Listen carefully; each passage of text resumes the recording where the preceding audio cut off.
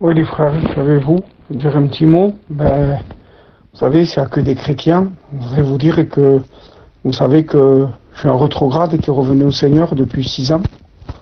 Et quand j'ai laissé la main du Seigneur, il y a un mot qui me revenait constamment, c'est que j'y arrive plus.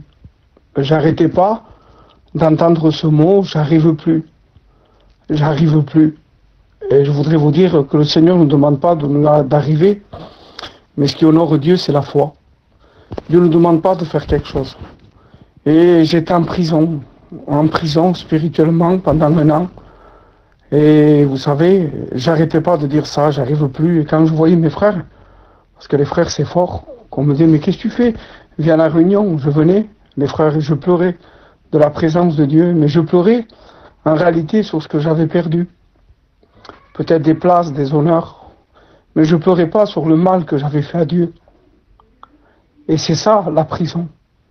C'est ce que Dieu attend, c'est qu'on se repente sur le mal peut-être qu'on y a fait. Et nous, on se sent des victimes et pas des coupables. On arrive presque à se plaindre même. On arriverait à dire peu cher de ce qu'on a fait et avec le mal qu'on a fait à Dieu. Parce que, avec le recul, je sais que j'ai fait du mal à Dieu. J'ai péché contre Dieu. Et voilà, je me voyais une victime. Je me voyais malheureux, mais je voyais pas le mal que j'avais fait à Dieu. Et je bénis Dieu parce que les frères, à un certain moment, ont insisté, viens à la réunion. Alors quand les frères me disaient ça, j'allais à la réunion, j'écoutais. Et il y a eu un frère qui est venu et a prêché sur le découragement, sur le premier regard et le deuxième regard. Et Dieu me disait, si tu es là, c'est parce que tu t'es regardé à toi, ce que toi tu as voulu. Et c'était plus que moi j'avais pour toi. J'ai commencé à pleurer et à me repentir devant Dieu. J'ai commencé à dire, Seigneur, je te demande pardon. Pardon, Seigneur. De suite que j'ai demandé pardon, j'ai senti l'amour du Père. J'ai senti l'amour de Dieu. Où Dieu ne me jugeait pas, ne me condamnait pas. Et Dieu seul sait que j'avais fait du mal. J'avais fait du mal à Dieu. J'avais péché contre Dieu. Je l'avais abandonné. J'avais fait du mal à Dieu. Mais de suite que j'ai dit, Seigneur, je te demande pardon du mal, que j'étais plus en réalité une victime, mais un coupable. Comme le fils prodigue, j'ai dit, Seigneur, je te fais du mal, je suis pas digne d'être ton fils. Et j'ai commencé à demander pardon. J'ai senti la grâce de Dieu. Dieu me bénir. Vous savez, chose que je faisais pas pendant 1 an, à lire la parole, j'avais négligé toutes ces choses. Je chantais que le soir à nouveau, l'esprit me réveillait et me permettait de relire la Bible.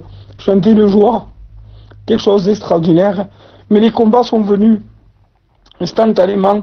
J'ai eu ma femme qui a eu un cancer du sein, je demande pardon les frères, un cancer. Et puis, de suite, c'est allé très très vite.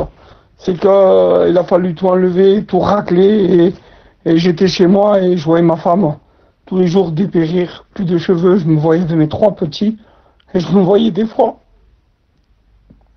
aller à se venir ma femme.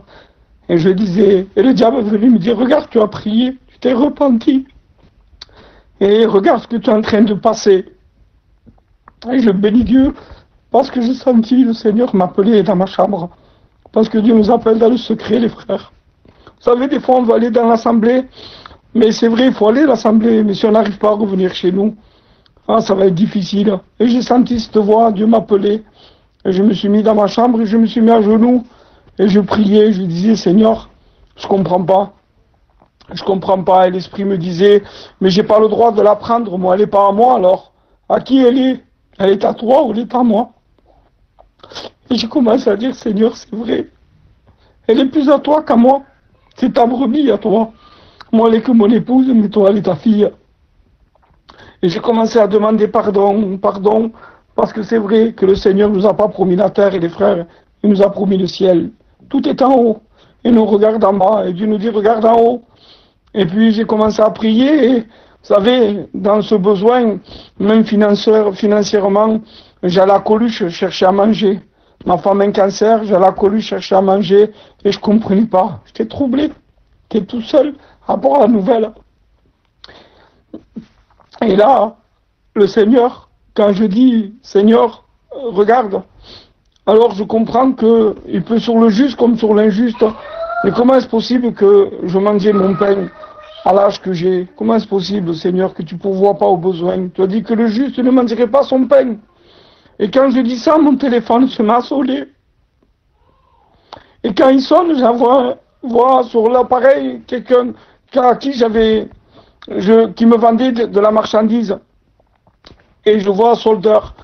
Et cet homme, il me dit, tu sais, Baptiste, il me dit, je regardais mon répertoire et je savais pas qui donnait tous ces coca que j'ai. Mais j'étais en train de prier, je demandais à Dieu de pourvoir à mes besoins. Il me dit, ne prie plus. Dieu t'a exaucé. Je voudrais te remercier, il m'a dit, pour la paix que tu m'avais parlé. Je voudrais te donner 20 palettes de coca. Et moi, je vois pas la portée. J'ai dit, mais écoute, je vais chercher un petit camion et je te rappelle. Il me dit, non, t'as pas compris. Il faut un semi-remorque. Parce qu'il y avait 20 palettes de coca et sur chaque palette, il y avait 53 packs de chaque bouteille de coca. Et j'ai dit, écoutez, je vous rappelle, j'ai un semi où je veux le trouver. Il y avait des fêtes foraines en bas. Je suis allé voir des voyageurs, je dis, voilà, on me donne ça. Mais je ne sais pas comment faire, il faut un semi. Et il a ouvert une porte, on est allé à Montpellier, on est allé chercher ces 20 palettes de coca. Et quand je suis revenu devant chez moi, il y avait ma femme et mes enfants. Et c'était pas le coca qui était beau. C'est que l'esprit me disait, ne te réjouis pas de ça, mais réjouis-toi de ce que je suis avec toi. Et je pouvais dire à mes enfants, malgré que je l'avais abandonné, que je l'avais trahi, lui, il ne nous avait pas abandonnés. Il était toujours là. Et ce qui était de merveilleux, c'était ça. C'est qu'à nouveau, je pouvais dire à mes enfants que Dieu est encore avec nous. C'était pas les coca. Combien de fois Dieu a pourvu? Combien de fois Dieu a pourvu à nos besoins de nos frères, de nos sœurs, mais de le perdre à lui. Les frères, c'est grand. Dieu m'en est témoin quand je l'ai perdu. On aurait dit que j'étais mort. J'arrivais plus à me réjouir de rien. J'arrivais plus à me réjouir, ni dans ma maison, ni dans mes enfants. J'avais plus de joie, j'étais mort. J'étais mort.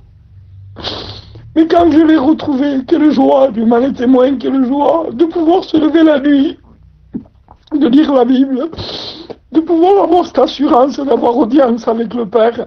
C'est une joie, les frères. Merci. Que Dieu vous bénisse. Que vous bénisse, les frères.